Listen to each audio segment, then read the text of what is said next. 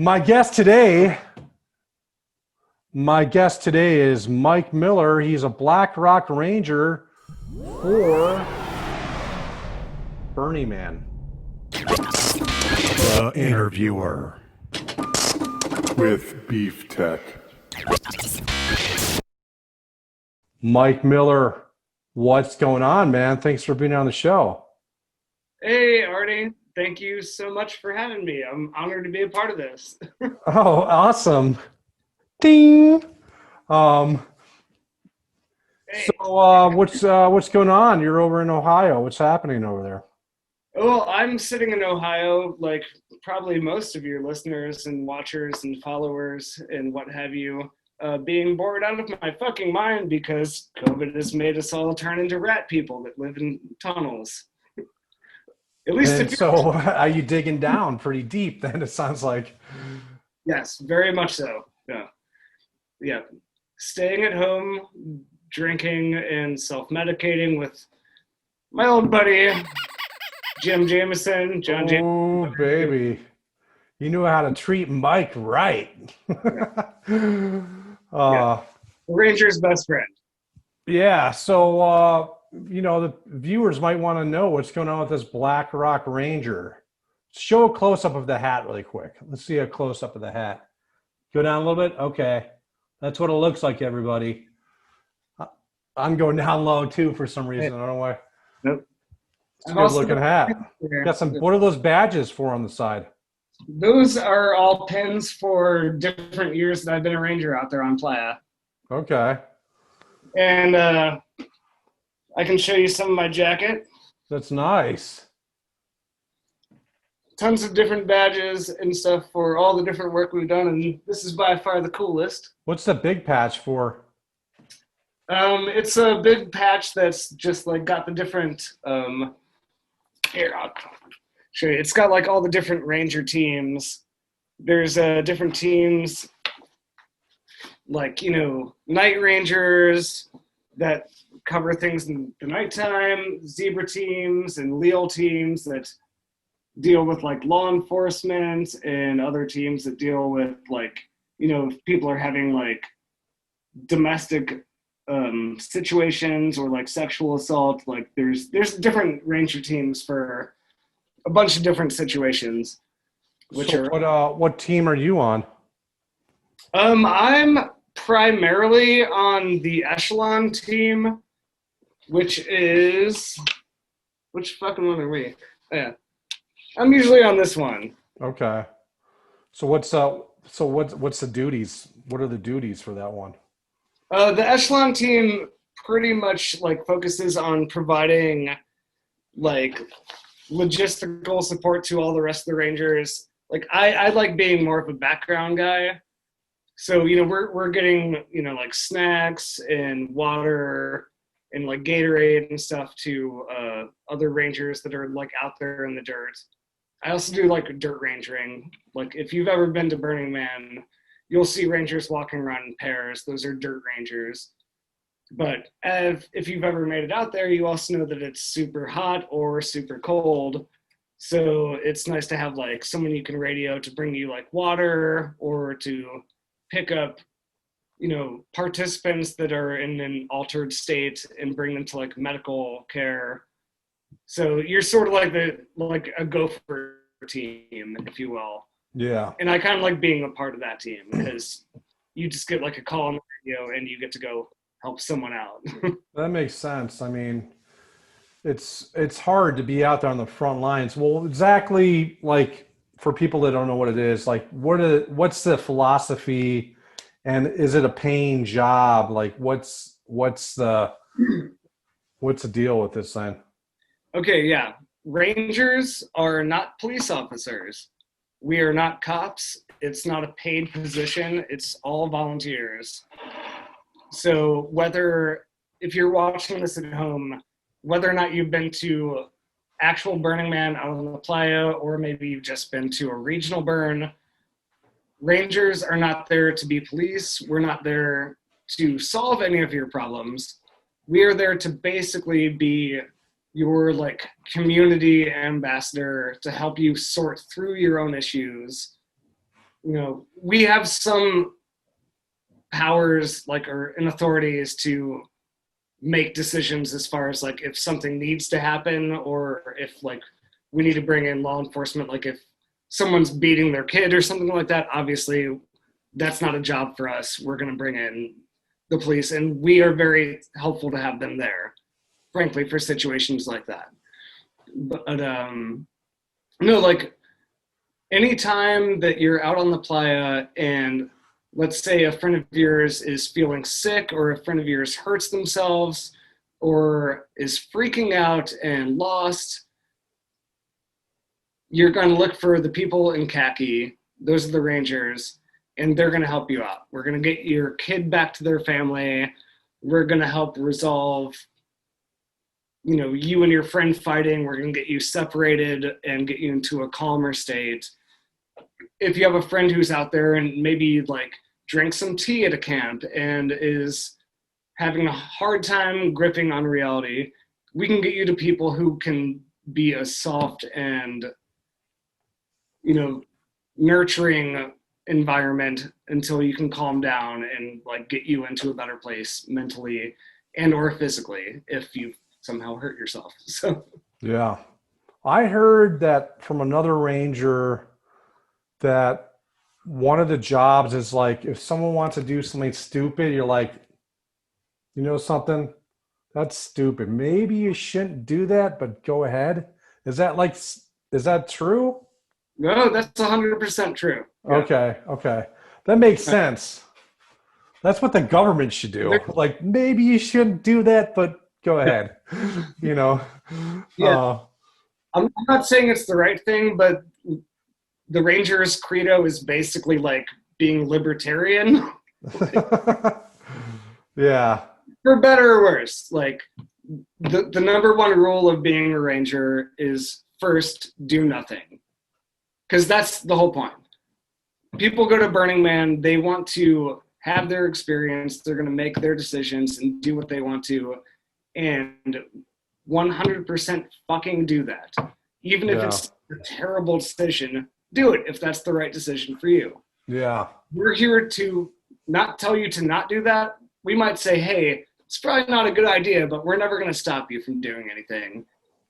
Yeah. But we will 100% scoop up what's left of you and bring you to the medical station if need be. Hopefully it doesn't come to that. Hopefully you just have a great time. Yeah, well, hopefully. No, Rangers aren't there to tell you what you can and can't do. Do whatever the fuck you want to. So how many years have you done it for? I've been a Ranger for 5 years. This past year would have been 6 or possibly 5, but I don't really remember things that great. Burning Man. So let's just say 5 years. 5 years. Yeah, that sounds about right. So over the 5 years, what was some of any situation stick out that you're a part of to try to handle? Okay. Well, as far as me being a part of, there's only really one semi-interesting story. Obviously, there's a ton of really dramatic stories between, obviously, you and your listeners have probably heard about people running into the man, or really sad situations like that, fucked up things like that happen. Yeah. But as far as me personally, and I almost feel bad for even saying that on your podcast. I'm sorry about that. Well, no, it's awful and tragic. Yeah. Well, no, people don't know. Tell me about the man running into. Explain that, because a lot of people haven't been to Burning Man. What's the man and that particular person that ran into the fire? What was it? What's the experience? Let me go ahead and at this point at least preface this by saying I'm speaking only on my own. I'm not saying this on behalf of the Rangers or Burning Man, because I am in no way a spokesman for them. So this is my own personal view. if I get yelled at by them, what have you. But so, and I had nothing to do with this anyways, but like it was 2 years ago where, you know, we had a participant who had, on Saturday night, they burned the man, which I assume your viewers know is a large effigy set up, and it's surrounded, it's got a big, like, you know, circle set up by rangers, and they keep kind of a perimeter to make sure nobody is too close to the fire and nobody gets hurt. And there was a participant who broke through that line and ran in and ended up, unfortunately, like passing away.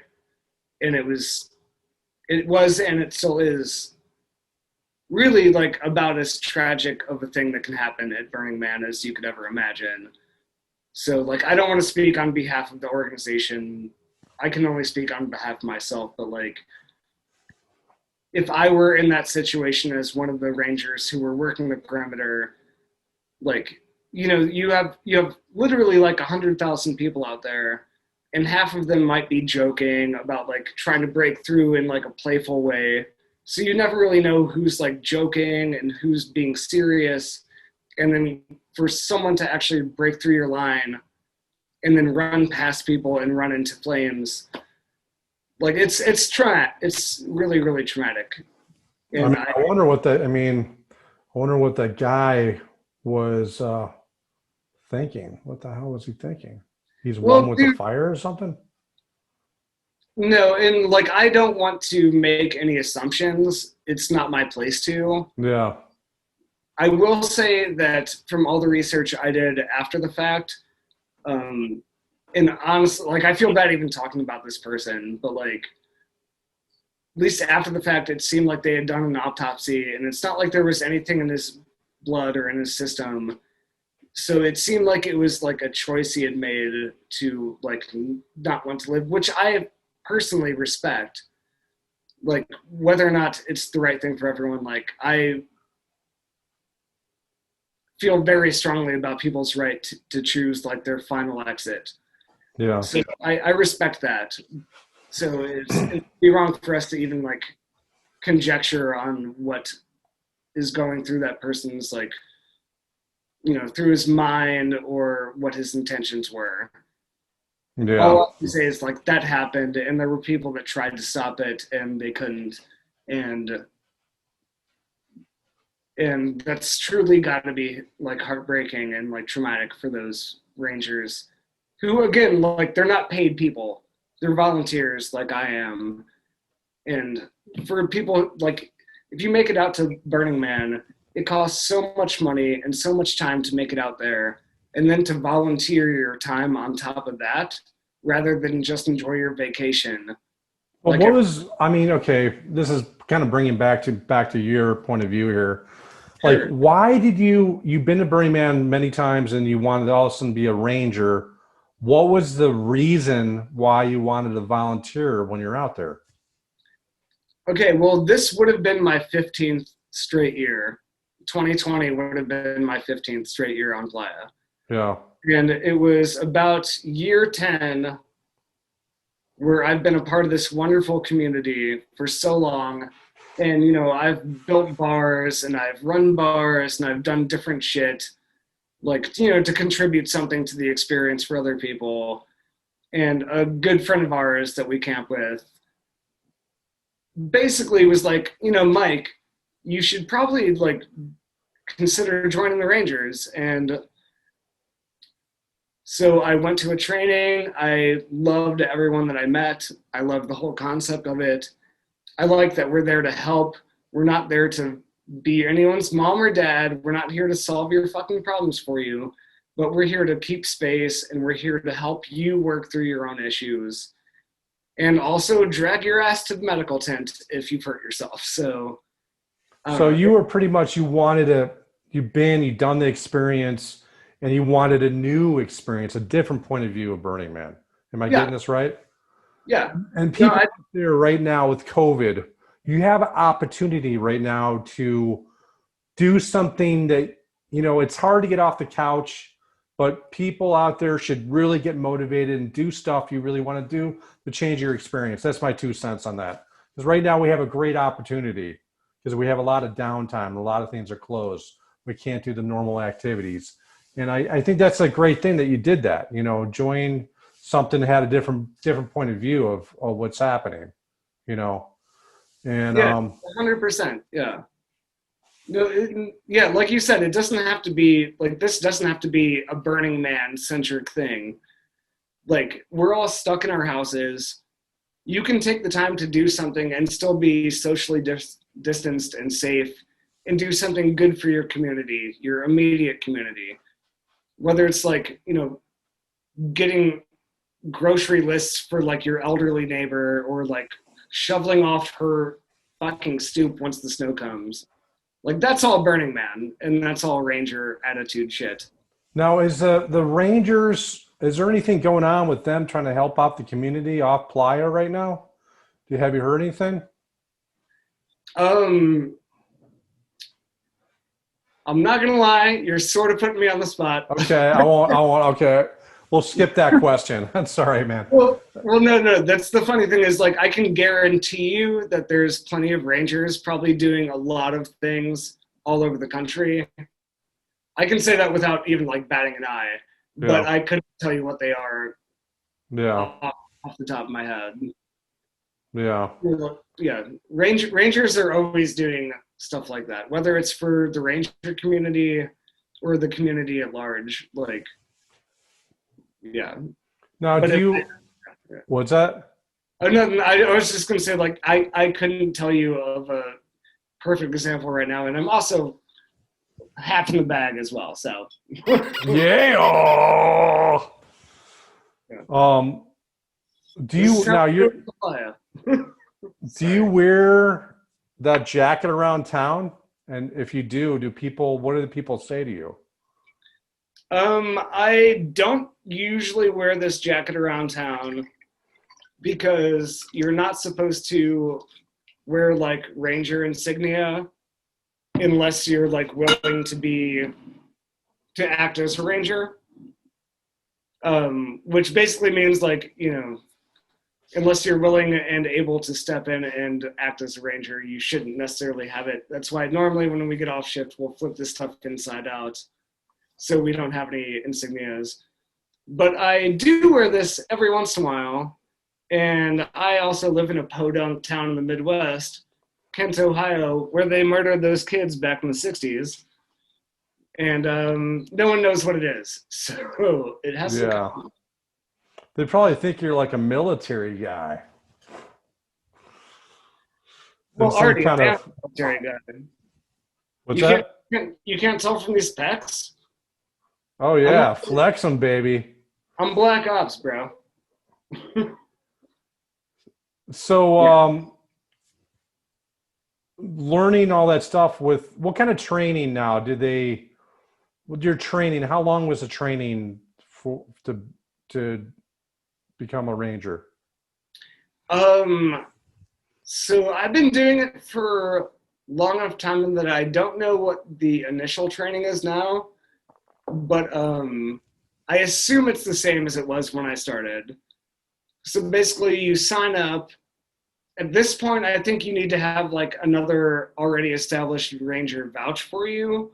I'm not 100% sure on this, so yeah, don't count on that. But basically you have to do like an 8-hour training where you go through like, everything about what Rangers do, what we act, like how we're supposed to respond to things, what things we have to respond to, what things we have the discretion to ignore. And then once you actually get on Playa, you have to go and do like a 10-hour shift with, a Ranger who's been doing it for years and years. So you'll work with them for like 10 hours, just walking the dirt, going through, talking to people, like handling whatever issues come up.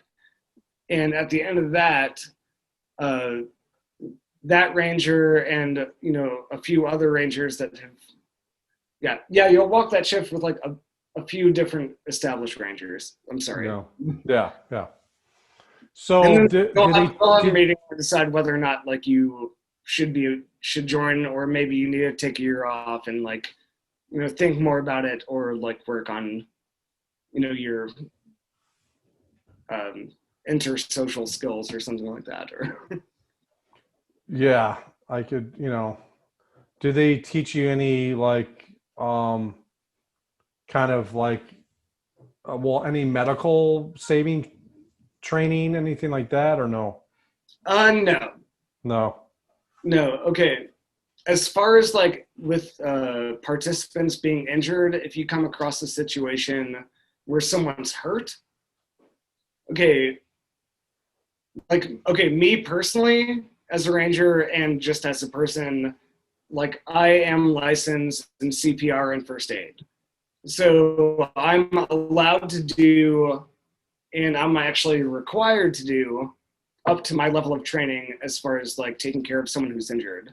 I see. But if you, yeah, if you don't have like a CPR and first aid like certification, like literally you shouldn't do anything.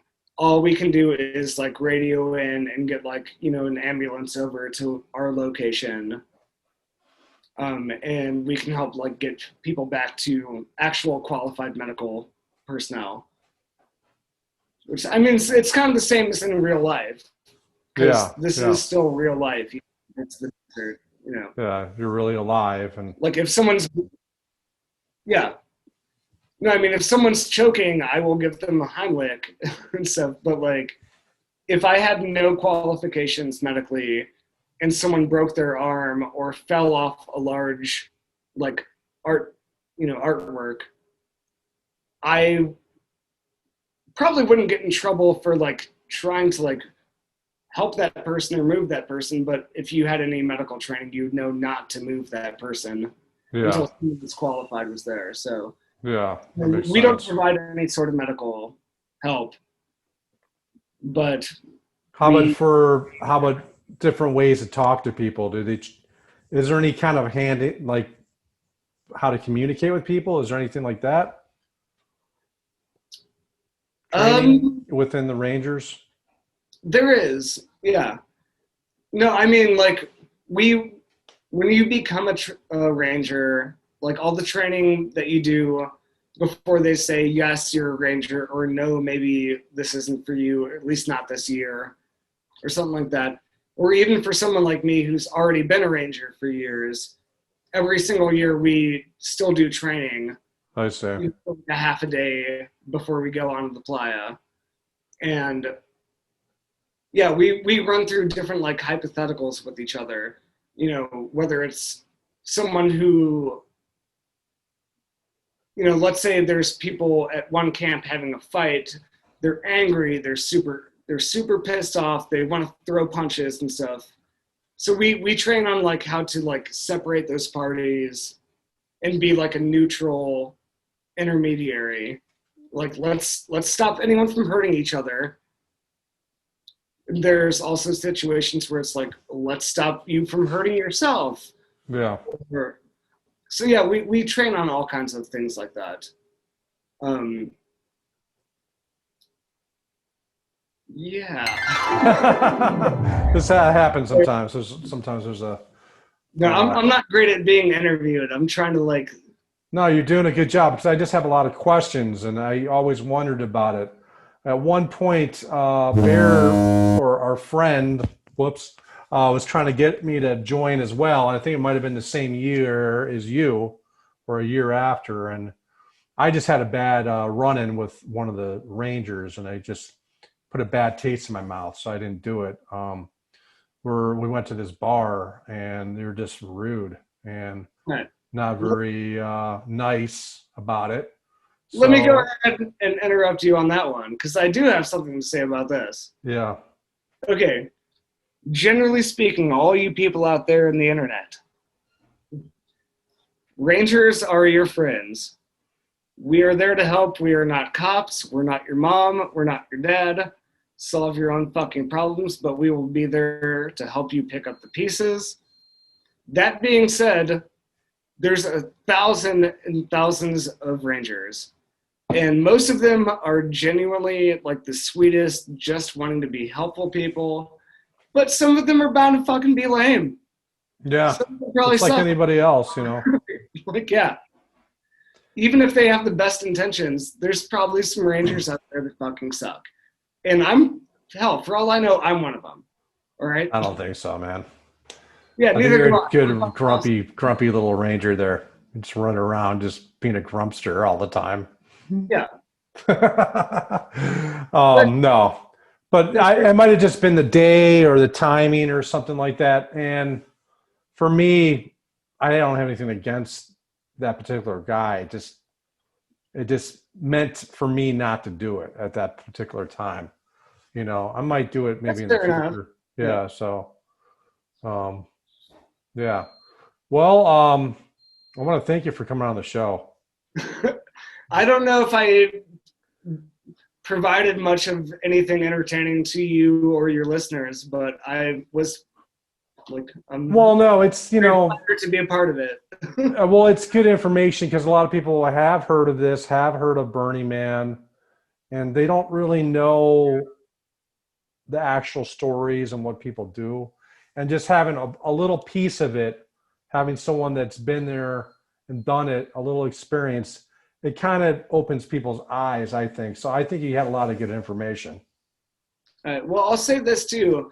If any of your listeners like have any follow-up questions or anything like that, if they want to write into you, I'd be more than happy to like at least answer any questions they might specifically have. Especially if I have a second to think about it. Okay. That sounds good. So just go ahead and email me. I'll put the email on the links below. Mike, thanks for coming on the show. Thank you so much, Artie. It's a pleasure to see you. And hello to everyone out there watching. Thanks Come a lot, out man. to Playa. We can't wait to have you. The Interviewer with Beef Tech.